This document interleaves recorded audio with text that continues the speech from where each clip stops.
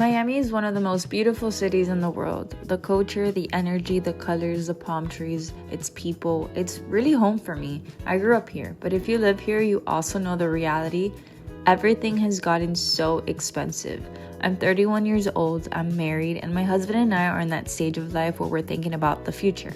Not just where we live, but how we invest. In my last video, I talked about how we're currently living in inefficiency, and it's on purpose. Not because we can't afford an apartment, but because we're choosing to save aggressively and be smart about our next move. Living in Miami forces you to think differently. You can either chase lifestyle or you can play the long game.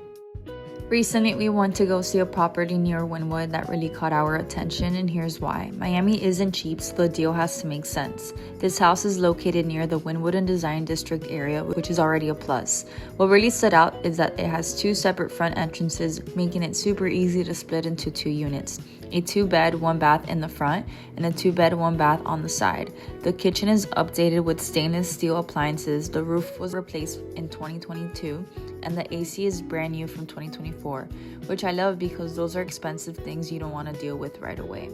From an investment perspective, the setup is really interesting because it really gives you the option. You can live in one unit and rent the other, or rent both out. Properties like this are great because you're not relying on just one stream of income.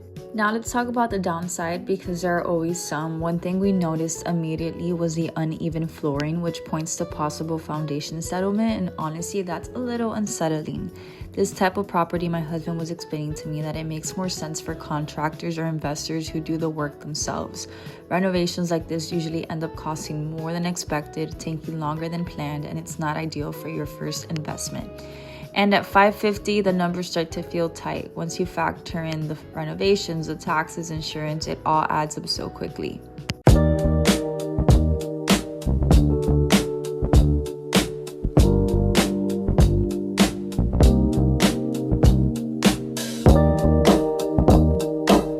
Will I buy the house at $550? Probably not.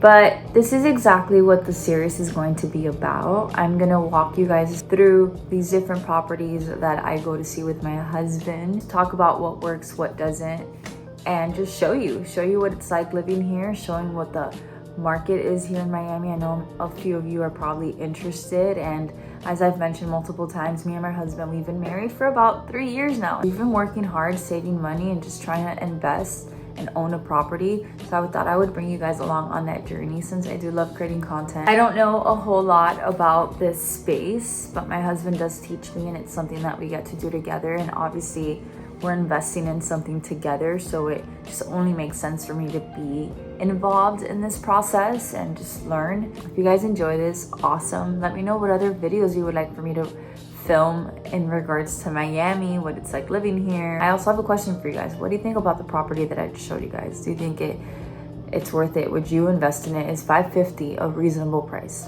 Let me know, and I'll see you guys in the next one.